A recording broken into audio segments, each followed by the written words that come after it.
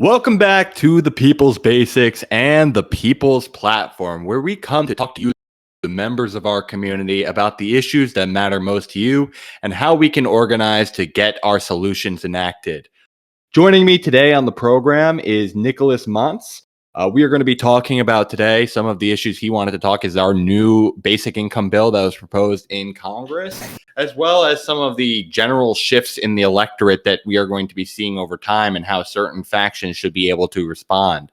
But before we get into that interview, I want to remind you all that you are able to join our program as well. If you check the description section down below and click our link tree, you will be able to sign up for our episode so that you can come on and voice your own opinions.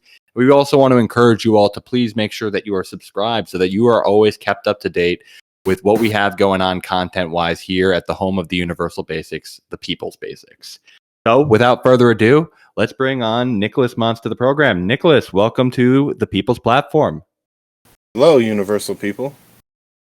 It's wonderful to be able to have you on. So, Nick, for the audience who may not know you, do you mind introducing yourself to them a little bit? We always ask our friends who come onto the program to tell us where you're from, what you do, and how you politically identify.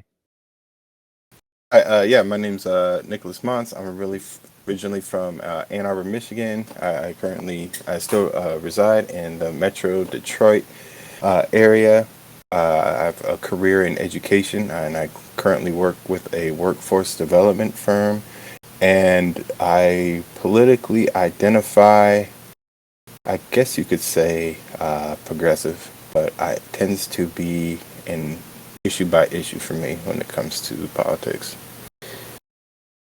Yeah, so I can align with you on that fact that I also would adopt the moniker of progressive, but I don't believe that necessarily means that we have to adopt maybe the entire DSA platform.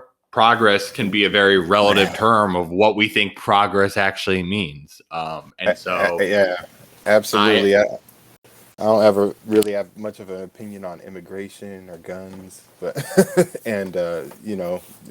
I can tend to kind of see more progress than most progressives can. I'm a big fan of the Steven Pinker and Peter Diamandis logic as well. So let me ask Nick, in terms of this issue that we are currently facing in terms of making progress, one of the issues that I know you wanted to talk about, and is not, in my opinion, a major form of progress, is the subject of basic income.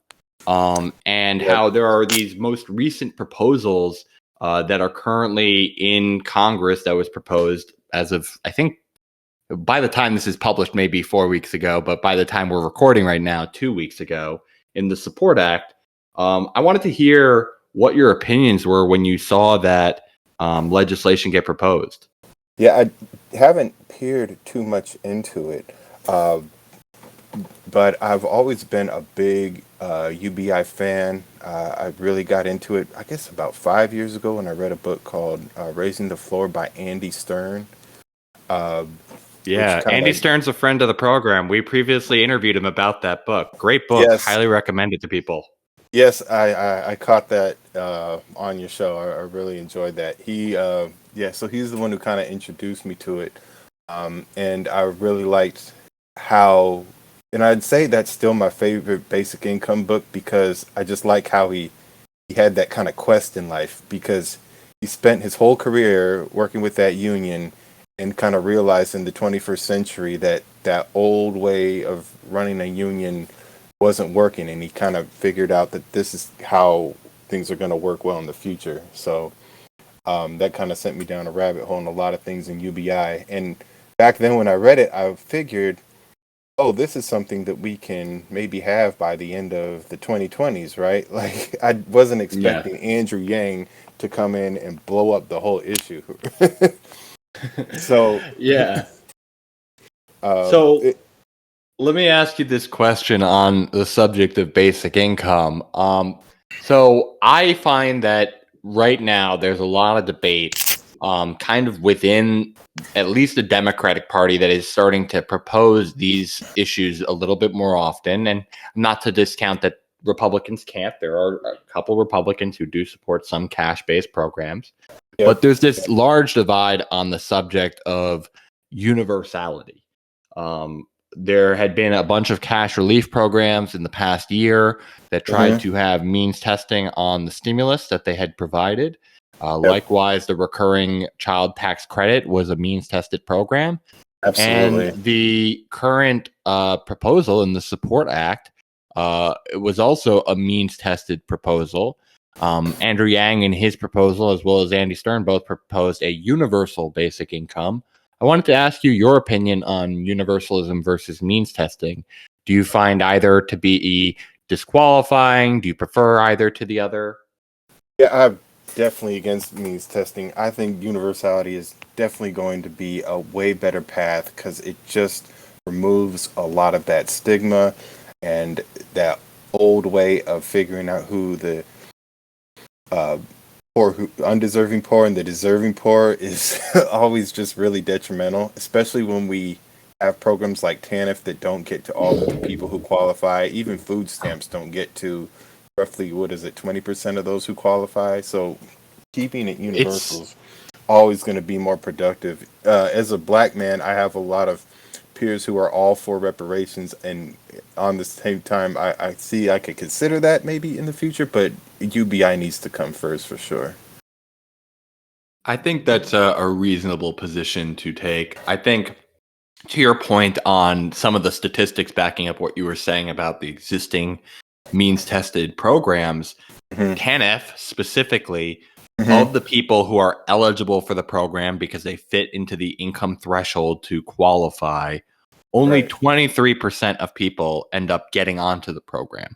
Yeah, meaning, I knew the number was low. I didn't. You see, you know the numbers for sure. Yeah, so that does mean 77% of people who otherwise should be getting assistance aren't getting it because we simply chose to means test it, which means that you have to basically apply for it and be willing to fill out all the paperwork to show that you are, below means to be able to qualify. And that makes a lot of people not want to do it. And there's, on top of that, now you got to do the processing of paperwork. And God forbid you make one little error, you're now rejected and you're facing delays. So I'm glad to hear you're a fan of universalism, because I do think it is definitely the superior option. But to talk about the Support Act, which was proposed 2 weeks ago, because I know that was one of the things you wanted to talk about when you signed up for the show. This is a basic income bill that is means tested. It's a public banking bill. And if for people who want to learn more about the act itself, they can certainly watch our video where we cover it in detail. But I wanted to ask you your opinion of how you assess it and whether or not it should be a bill that we rally behind. Yeah, I'd really have to look into the details on that. I'm not sure. I didn't really follow Andrew Yang's New York thing that much, but it seemed like he was kind of letting that go. Wasn't his proposal for New York to find the 500,000 poorest people in New York to give a basic income if he was mayor? Something along those lines. That is somewhat accurate. I believe the actual figure was 500,000 New Yorkers, the poorest. But you are correct in that it was means tested. But it is also a little bit different in the regards of one being a local proposal versus the other being a federal proposal. But yes, you are correct that Yang's proposal was means tested. Yeah, and so I don't know. Is there any chance of that bill going anywhere?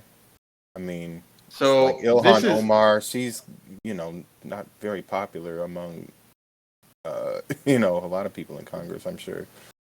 I mean, to be fair, this is, I think, the central debate of why some people who you might expect to be backers of it might not be approaching the bill with that favorability, is because of the messenger around it. I certainly think that the proposal is beneficial. I am a fan of Ilhan Omar, but when you look at the dynamics in Congress, she is vilified completely by the right. seen as basically the devil, and they In basically Fox treat her News, as, yeah. yeah. And I could go into the specific ones, but I don't want to spew the hatred that I don't want to reiterate what is said about her in certain cases, which I find Yeah. vile. Yeah, let's not. And then even within our own party, Mhm. there are members of a little bit more moderate factions that tend to be very pro-Israel, who wrote Mhm. a letter trying to basically condemn and censure her. So Right. it's not like she Right. has unified support in her own party. And so I think that is going to be one of the biggest detriments to it in a way. It's not anything in my personal opinion about her, but it's just in the practicality of trying to get it done. But I would wonder if you could get like, uh, let's just say, a more moderate co-sponsor in the Senate and have them kind of be the leading figure around the idea. Like, Yeah. here's an example of one I Mhm. would recommend to her if I had her ear. Mhm. Talk, try to convince Tim Ryan. Like, he's running right now in Ohio to Yeah. try and take the new Senate seat that has been Right. basically the incumbent left it. So Right. he's a good person. He was previously wanting to have Yang come onto the floor and talk about basic income. And Right. he was the person who proposed the cash relief program alongside Ro Mhm. Khanna in the House. So I Right. could totally see him being a figure who has a very moderate persona, is well liked by some of the party establishment. Him being the Senate sponsor essentially could make it a potentially viable thing. Absolutely. I don't think this bill would be something like a hill to die on, but I think it's a good start to get that discussion going. And your suggestions of getting that Tim Ryan, Ilhan Omar, Elizabeth Warren might be, the type to get on board with something like this and keep those discussions going. Think about what type of basic income bill, we'd eventually want to see. After I told you I read Andy Stern, the second one I read was, I probably shouldn't say this in public, but I did read Charles Murray's book on basic income, where he had all of the numbers of all of those welfare programs, and he had this unique plan to give everybody 10,000 a year plus $3,000 HSA. So he knocks out healthcare and basic income in one fell swoop. And where would we be able to get a few people on the right when we say, okay, maybe we can get rid of these food stamps and these types of things and all of those different programs with those acronyms? Where would we eventually see a basic income bill go? Because I really uh, one thing I really like about basic income is how we can reach across the aisle to some people when it comes to, yeah, we could cut a few welfare programs. In fact, Andrew Yang's proposal was you got to trade in your TANF to get your basic income, right? So it's like where, and the people on the far left, they tore that apart, called it a libertarian Trojan horse and all that. But I one thing I do like about it is like get that discussion going, and kind of especially after this era where everybody enjoyed these stimulus checks. How many people on those benefits would rather get those stimulus checks? Um, Yeah, it'll be I interesting to see how that discussion goes throughout this decade. Because my kind of vision is we have a basic income bill come through around like 2029 with whoever who's getting elected or reelected then, with right in time for MLK's 100th birthday. Wouldn't that be the best way to honor him, Uh, right? I I do feel I do feel like that would be a good way to do it. And I mean, on that subject, I genuinely do think it is okay to kind of streamline benefit delivery. And if Mhm. you kind of understand some of these flaws of these existing means tested programs, you just kind of start to see the inefficiency in delivery that is not just inefficiency in terms of Absolutely. spending, but you're also causing time waste for so many poor people who are just looking for help or who simply give up and stop trying to get help because the process is too complicated. And Yeah, so I and do it's like, believe it's reasonable to consolidate benefits, but I would just say if we were to do that, we have to provide it at a basic income level that does exceed those total benefits where anyone would decide to opt in because their basic income would exceed their existing means tested benefits. Because here's the problem. Here's the problem if we don't. If it's not a sufficiently sized UBI and you're forcing this trade-off and some people decide to stay on their means tested benefits because they're receiving more, those people are still going to bear societal costs of the funding of the universal basic income program. Sure. So if you funded something like via a VAT, which is what the freedom dividend that Yang proposed included, a value-added tax. Right. That is a tax that, yes, does tax along the entire supply chain of a product getting to your door. But at the very end, when you sell the product to the consumer, most often that cost is transferred to the consumer. And so in turn, poor people are going to still bear that cost. And if they're not getting the basic income because they kept their means tested benefits, they're losing out. And so you have to make the basic income sufficiently sized where everyone would want to opt in. The alternative is you don't make it an opt-in program. You simply treat the basic income like regular income. And that may reduce the amount of welfare that they get from the other things because now their income has risen. But now you're not forcing it to be a binary choice of in or out. Right.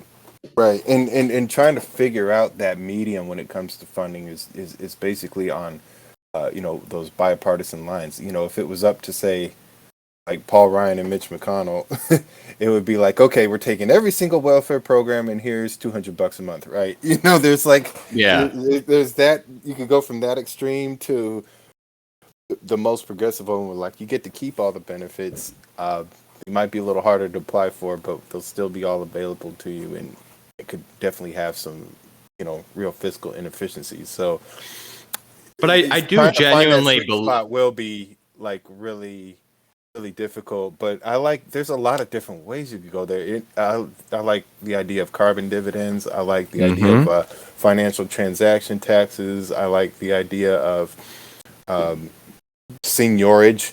We could get the Fed involved, So there's going to be trillions of dollars to make basic income happen. So in turn, there's millions of different ways you could do it, and it's hard to tell where that sweet spot is. I kind of agree with you. I think I want something really progressive and have a good aura of a lot of wealth redistribution, which I'm for. However, I don't realistically see that being the bill that ends up happening. Yeah, I mean, genuinely, when I think realistically of how we're going to get something like this accomplished, I do believe it's going to be as part of welfare reform. I think it's going to have to require us to say, we are going to make the system streamlined, simplified, and actually helpful for all the people who are in need. And on top of that, I think if you do that, maybe that's not as high. It's just more of just a simplified welfare reform. But then you're adding on top of that maybe a combined bill where you're saying, here's a dividend. It's not a basic income where we say, here's a set amount that may adjust over time for inflation. This is more of based on however much we collect from said tax methods, we will distribute that out to all. And the reason why I think that method may have more ability to make it forward is because all the people who are the deficit hawks would have nothing to be able to say about it because it would be guaranteed budget neutral. You could imagine, like Andrew Yang said, he was going to have PowerPoints at State of the Union. So every January, he just showing up on the slide like, okay, this is how much you're getting this year because this is how we did in this industry and that industry and yada, yada, yada. So that would work out. That transparency would be perfect. I truly do believe that it could even be the better way to approach it because it kind of gives the incentive as a collective to want to boost that number. Like if we're all very productive in the economy, then that number is going to rise. So I genuinely think that like some form of a combination of welfare reform that'll establish like an actual basic income, a reliable, dependable number that you can count on, combined with a dividend is probably the most realistic path. I still think a large universal basic income might be the ideal because it provides a level of predictability for people to be able to budget for themselves. But And frankly, when you do dividend models, you sometimes become very reliant on the taxation to try and keep it alive. So, for instance, let's say you had a carbon tax. I mean, eventually you want to phase carbon out to try and get our planet to be more, not high emissions. And so, if you are very reliant on a carbon tax dividend, which I still support, but if this is the only method, you're going to start saying, "Oh, well, I'm starting to lose money now that we're using carbon less." Yeah. So maybe I will continue to use the carbon because this is my way of getting a check back. But Right. I still believe that it does make sense to price in carbon and the externalities, and that you do have to offset the cost that would be transferred to poor people and when they have to like fuel their car. So I do still support it, but like if you have models completely dividend based, you sometimes become a little bit too reliant on preserving externalities that you'd like to phase out entirely if you could.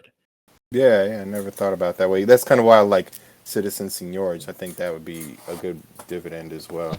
I've read this book called Financing Basic Income called Richard Pierre, and he had a lot of really good ideas specifically for Canada, Australia, and Switzerland, which was really interesting because people have Swiss bank accounts and there's a lot of places to pull dividends from there. Australia had a lot of natural resources they could pull dividends from, and Canada kind of has a big amount of both. And it's interesting how he kind of had a really lot of ideas that could potentially be budget neutral to fund basic income in those countries. And it'll be interesting to see how other countries do eventually embrace basic income as well, especially given what resources they have. Yeah, and I will say this, we love to say America is number one, but I can guarantee you we are not going to be the first to basic income. There Oh, are come a lot of on. countries we're not. I All don't right, want so to disappoint people. who's going to be first then? What do you think? So you can okay, so universal basic income, I'm going to Yeah, say South Korea. is that Um right? That's what I'm going to predict. But I've seen a few there's headlines. Yeah. there are already some basic income type programs that are already out there. And if people want to find out more about that, I highly recommend you listen to the history of UBI episode that I put out. There's like programs Okay. that we covered, like in Iran, that had already had like these Yeah, I heard programs in about that place. one. Yeah. And so, yeah, in terms of universality, though, I think South Korea is probably going to be the first. And America, as Oh. always, in many areas, we're lagging behind on some universal things. Like, we don't have universal health care. All the other OECD nations do. We don't have paid family leave. Almost every country on earth, except I think it's like, I'm forgetting the one country offhand, but like nearly every Yeah. country on earth Yeah. has paid family leave Yeah. other than ourselves. And so Yeah. it's like America's kind of fallen behind in certain Yeah. universal basic needs. Well, see, one of the things I've kind of changed my mind on over the years is I used to be totally gung ho saying we need to be exactly like these Scandinavian countries that have all these benefits. And just kind of looking at that realistically, this country is 40 years deep in our Reaganomic slash neoliberal slash trickle down type of economy. And it just seems like UBI would be something more uniquely American for us to pursue since we just depend on markets for so many things.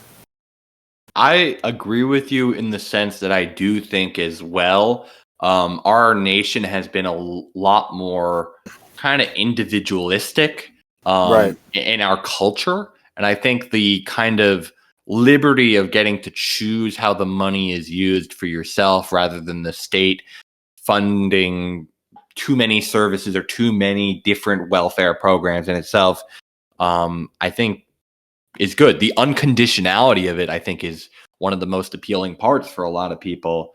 And so, it is an interesting conundrum of the Support Act. I mean, our organization supports it because it's the literal only guaranteed income bill in Congress.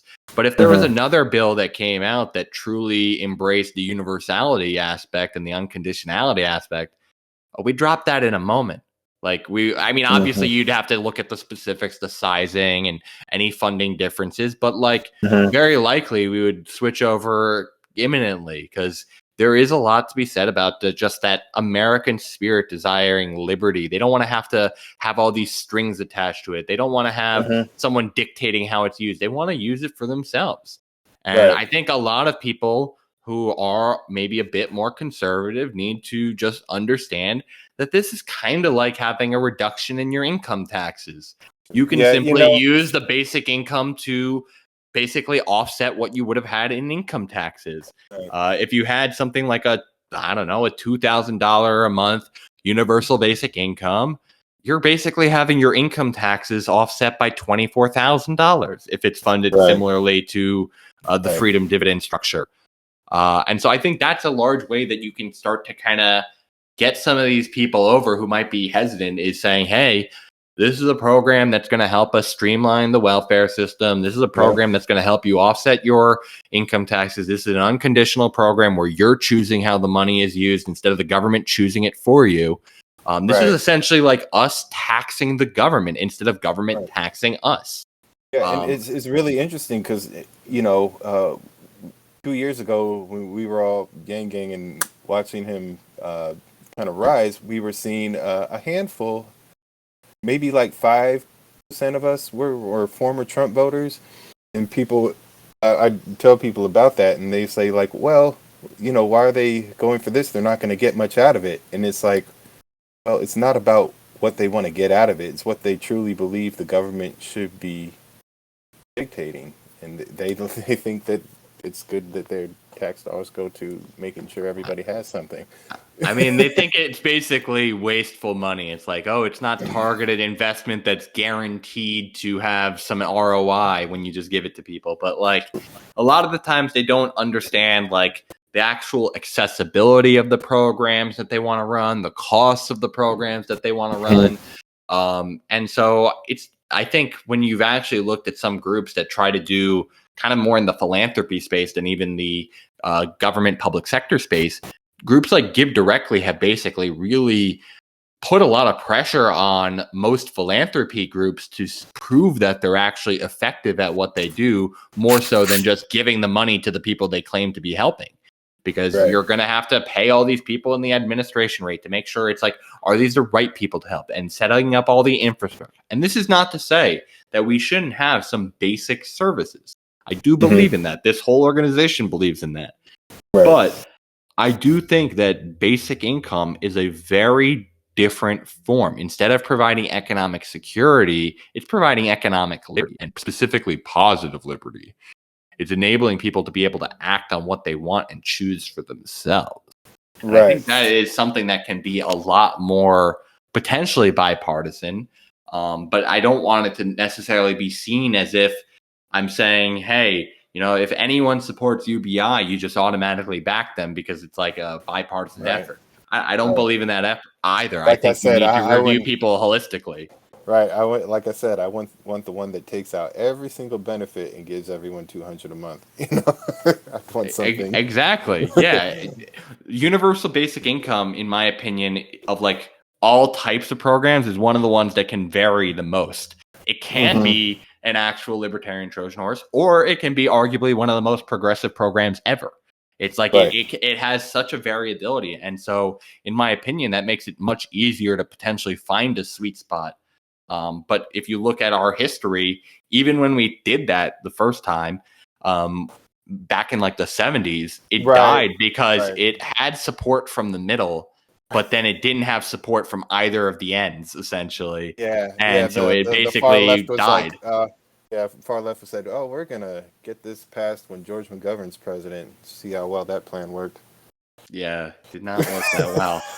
Hey, but they even still had the momentum going under Nixon, and they just decided it was not worthwhile, and they wanted to do more of these kind of structured work-based programs, essentially, and service-oriented things. So, Nick, I wanted to ask you about the second thing that you had signed up and mentioned, and that was kind of the notion of some demographic changes and how the conservative movement is trying to preserve its power while it's losing some level of favorability as a party holistically. Like if you think about I think it's in the past 7 elections, or no, in the past 8 elections, 6 of them, 7 of them were won by the popular vote by Democrats.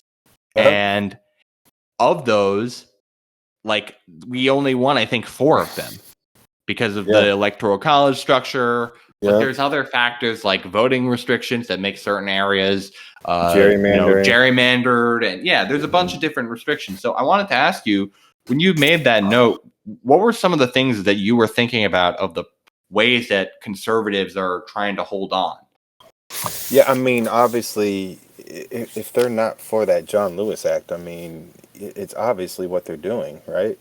I mean, there's no kind of they can, dance around that subject, but it's kind of obvious. I know Trump had like a little bump among Hispanics and a little bump among blacks, but it just seems like it's this race between the demographic change, which they say the white people will fall below 50% come 2040. So it's like voter suppression versus that demographic change. I don't know why they're focusing so much on all the voter suppression tactics as opposed to finding a way to get more people to find just conservative policies and ideals appealing. Yeah. I do wonder whether or not we are kind of painting ourselves into a corner as like the Democratic Party of trying to preserve some of these norms that are enabling the kind of suppression. Like, I'm thinking about like the ongoing discussion around the filibuster, which for all people who don't want to get their hopes up too high, is definitely not going to get repealed because there's like 18 Democrats who are hesitant. One who says outright she's just not going to support any form of revision to it. But this is the thing that's holding up so much of like the democracy reform legislation that, would prevent gerrymandering and prevent these voter restrictions. And it's not trying to appeal to the broad electorate. I feel like the Republican Party increasingly is, let's turn out our base and let's try and suppress the other side. Right. I don't get why they wouldn't just try to just find ways to make their ideals appealing. I mean, to be fair, some of it is that if their ideas are that good, then eventually you'll get enough people to get on board. And I mean, that's here's obviously why. my biased opinion, because like I said, I swing left on most issues, so I think their ideas are really bad. So I mean, here's my overall reasoning of why I think that struggles to be the case. It's because inherently conservatism historically has been a bit of a reactionary movement. It has been this idea of trying to preserve status quo. It's this notion of not trying to do the opposite, essentially, of progressivism, which is trying to continue to build and improve the system. It's trying to keep it kind of as is and letting the people try to improve their own lives, essentially, with a kind of steady place. I agree. But because it's this kind of notion of preservation of the status quo, it's inherently a reactionary movement to any forms of desired progress that they find ridiculous. And so sometimes they find a bit too much ridiculous, but that is why they are inherently not about necessarily pushing forward a new agenda as much as it is, as of late, reacting to the opposite agenda. I mean, they've consistently had like one main like policy goal, which has been like, that's not right. They've had like 3 main policy goals. It's been, we are not going to let any form of like gun restrictions occur. 2, we're going to get your taxes low. 3, we are completely anti-illegal immigration and we will protect the border. Beyond that, it starts to get real fuzzy. But the thing is, they've been it's been their era for the past 40 years since Reaganomics. And it's not really, I mean, aligned with just conservative ideology. Ike was taxing rich people really high. It was a totally different party back then. I mean, yeah, if they care about the debt, maybe they should consider taxing the people who have the money to help pay it off. Like, it's Yeah. a radical concept, I know. Like, wow. Like, how do you pay something off? You go to the place that already has the money. Yeah. And you know, people So, talk about like the filibuster and gerrymandering. I think a better solution would be uh, just reapportioning all of these congressional districts. You know, when they came up with a number for the House of 400 or whatever it is, it was 435. Yep. yeah, it was like in the 30s when and there was roughly 1929, 300,000. actually. Hey, 1929. you got those numbers right, John. I applaud you. This is a pet issue of mine, so I'm a big supporter of this one. Thanks for catching me on that. The point was, it was roughly, so catch me on this number. It was roughly 300,000 constituents for each representative. 30,000. 30,000? Yeah. And how many now? Now it's roughly 760,000. Okay, I rest my case. I mean, let's reapportion and make the house bigger. People say it would jumble up the house and make things inefficient, but nobody claims Congress is efficient now. I don't see how it could get any worse. Yeah, and here's my case for why we should have that. First, there's the representation argument that certain states are having their voice be limited comparatively to their population because it's artificially restricted to 435.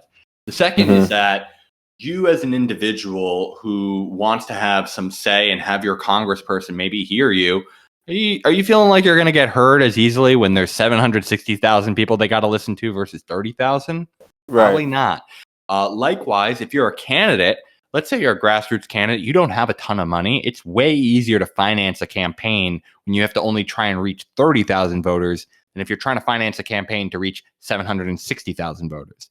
And mind you, this is an average, the 760,000. It can vary from anywhere from like 500,000 per representative to upwards of nearly 1 million per representative. Like Wyoming only has one. Yeah, so they have two senators, which is something I don't like either. But yeah, that's another one. This is one of those things that I would not like pursue like seriously, but like if someone came along and said abolish the Senate, I wouldn't like think they're crazy. You're thinking like just one chamber would be better?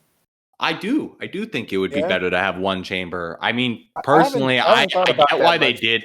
I get why they did it. They wanted to have this original agreement to get the small states incorporated, but it does feel like a genuinely undemocratic process. And it does not make sense for this outsized voice to be happening from these small states. They do not have nearly as many people that they have to represent. But it also impacts the Electoral College. So for those of you who say, hey, I just want to abolish the Electoral College, I will say I agree with you, but that is near impossible because you're going to have to get yourself a constitutional amendment to be able to do that. And that is, God, like it's already hard enough to get legislation done. Try your best on that.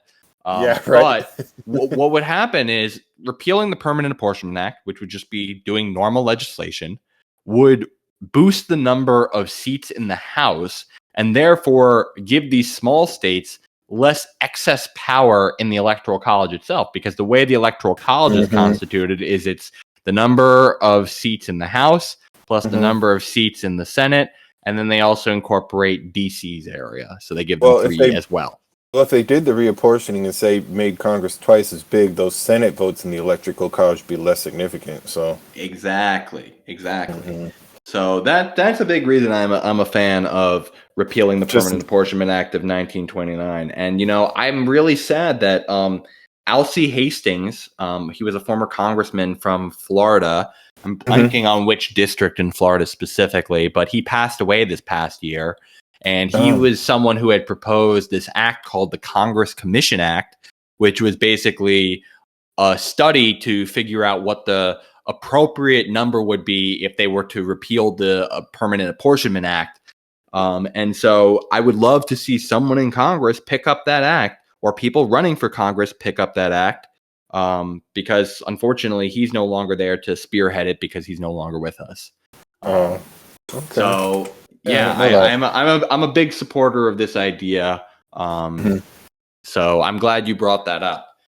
But Nick, I wanted to ask you: are there any other final thoughts that you wanted to share with our audience today, as we're wrapping up here, or is there any questions that you have for me? I always like to ask our guests if they got any questions for me because I'm always grilling y'all with your thoughts. So I want to hear it at Oh, the end. actually, yeah, I have just kind of a suggestion to everyone, along with a question for you. Um, I'd say, if anything, no matter what side of the aisle you're on, checking this out, do look up fairvote.org and reach out to your local advocates of ranked choice voting. I think that's a really good step in the right direction for all of us. And to piggyback off that, I wanted to ask you. I saw a tweet you did a couple months ago, and you were talking about all these different voting systems, like Mm. approval voting, and you kind of had them ranked. I didn't understand what your top one was, and if you don't feel like explaining it to me, but it's okay. But I was kind of curious why you would favor the approval voting method as opposed to ranked choice voting. So I would love for people to also consider watching this one episode I did with Sass, who did a great breakdown of it. But some of the reasons why I would prefer an approval vote over a ranked choice vote is a couple factors. One, under approval voting, you can establish ties if you wish to have ties. Under ranked choice voting, you cannot. The second thing is that under approval voting, it's a lot easier to be able to do tabulation on a more granular level than having ranked choice voting, because ranked choice voting is going to have very different results when you try to roll it up compared to a Oh, approval voting method. Approval voting okay. would be easier to have a little bit more consistency in having a completion of the full ballot. So, for instance, let's give an example like New York City's race. New York City, Yeah, with its yeah, that, mayoral that, race, had ranked mhm, choice voting, mhm, and they specifically artificially limited the ballot slots to 5. And so mm, this makes it so that you still have a spoiler effect there where you feel like your vote can be wasted. Under approval voting, that does not happen. You vote on all of the candidates and you give your basic sentiment. And it also encourages a little bit less strategic voting, so that people aren't trying to game their ballot. They're actually just trying to give pure representation of their opinion. mm, There's a couple factors in there that I think are beneficial, but my overall point of view is that across the board, we should just be pushing approval, not approval, alternative voting methods. That yeah. way, if your area isn't big on ranked choice voting, push star voting and approval voting in your area. If your area doesn't like those, push ranked choice voting. Let's just Mm. get away from the first past the post system, is Yeah. my Well, perspective. and I guess the first priority is getting rid of the voter suppression, getting that John Lewis Act passed. But it's a lot of work to be done, I guess you could say. Yeah, it's definitely going to be some work. We're going to have to, in my opinion, just bolster, frankly, the number of Democrats, as well as if there are Republicans who are willing to actually run on like this agenda. I'm not going to like hate them for the label. I want the policy. I want the character that you're going to not be hateful. Like I can truly be not left, not right, forward, but it's a holistic Mm, review, and certain people on the other side of the aisle just do not support the holistic platform that we believe in, the universal basics. It's not just universal basic income to me. It's the mhm. universal basics to me. Okay. Yeah, I like what you're doing, how you're pushing all these ideas in your show, and I'll try to catch it more often. Well, I appreciate that, Nick, and I appreciate you taking the time to be able to talk with us today. So thank you for coming on, and feel free to come back on another time if there are other subjects that you want to talk about. We always have the openness to have repeat guests on the program. So thank you for taking the time with us. Yeah, thank you very much. Okay, so that's going to do it for today's episode, my universal people. Thank you for turning in today, and I hope you will like today's video if you enjoyed the conversation that we had today. We hope you'll subscribe so that you'll get new content notified to yourself when we release our advocacy policy video commentary, as well as all of these interviews and the People's Podcast with my co-host Jackie Sawicki. As well, join our community. In the description section down below, you'll find a link to our link tree, which will have all the ways you can contribute and get involved. But that being said, this will do it for another episode of the People's Platform at the People's Basics. I want to thank Nick again for being our guest today. And I hope all of you have a great day out there. And universal people, I hope you stay classy out there.